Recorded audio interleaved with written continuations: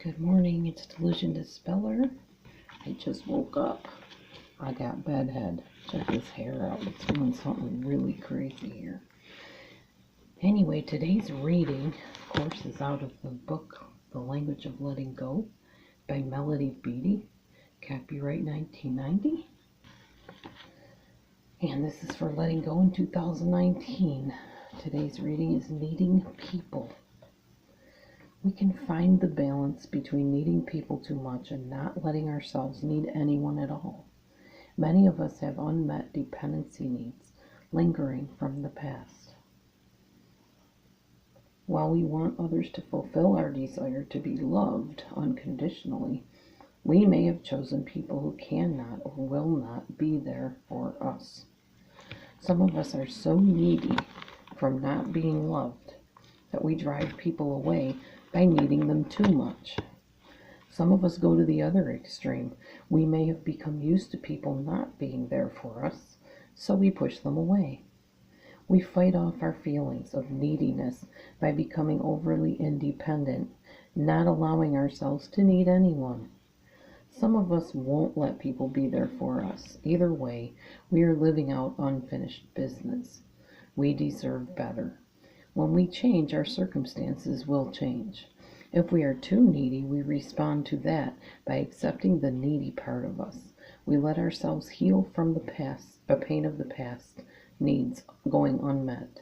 We stop telling ourselves we're unlovable because we haven't been loved the way we wanted and needed.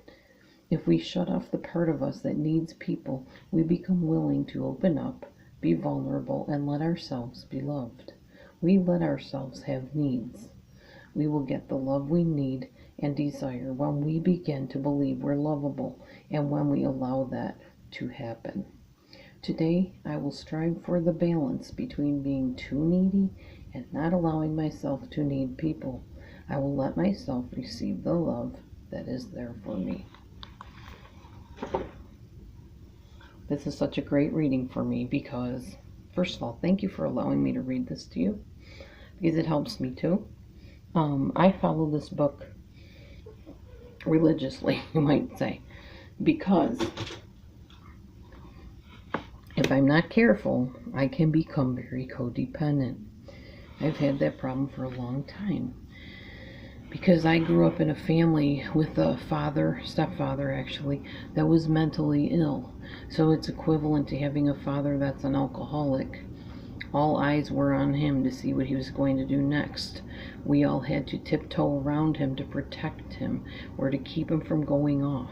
That creates codependency, a caretaking sense in somebody where you have to just constantly walk on eggshells, make sure dad doesn't get mad.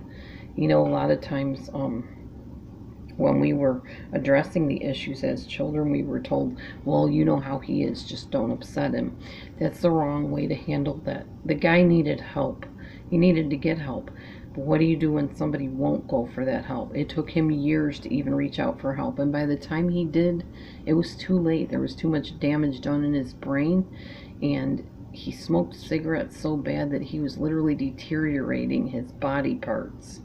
I know that sounds odd, but yes, it can happen. So if you're a smoker, you might want to consider getting help for that and getting off the cigarettes. He was a chain smoker. I mean, he lit one off of the other one, literally like cigarette to cigarette. Not healthy. So he went insane in the end of his life. And they found him in his apartment with a gun propped up towards the door. The door was closed, but he had everything booby-trapped in case anybody got into his 8 storage sheds. He had them booby-trapped with a lead weight on the door, so if anybody tried to break in, it would slam shut and kill him, basically. His whole house was booby-trapped. It took people to dismantle whatever little things he had set up to even get into his apartment to get him out of there when he died. That's what I was told. I was not there. I live in a totally different state than he did. But I did go back for his funeral, and I heard the stories from many people, and it all corroborated. We had to piece together his will from separate little pieces of paper that he left behind. He definitely, had a lot of problems, and I did get to read some of those clinical studies on him towards the end, where he was crying out for help, and he was a man in desperate need and very much hurting and at war with his own psyche, you might say. Anyway, I say all this to say this. I have to be careful that I don't become codependent or too dependent on somebody, or that I don't allow myself to be loved. A lot of the things I went through produced this in people. If you're one of those people that tends to push people away and feel like you're the only one that you need to trust or can trust, that can be kind of a form of narcissism. So you have to be careful. Let the safe people in and keep the other people at bay. Keep them at arm's length at best and gone at most from your life. If you're on the opposite side and you cling for dear life to a person that you met, finding that they are your only hope and dream, and they are the person you've looked for all your life. Anytime I hear somebody do that to me, like they'll say, oh, I just greatly esteem you, and I just honor you, and I don't know what I would do without you, and you're my everything, I want to run. It makes me very uncomfortable.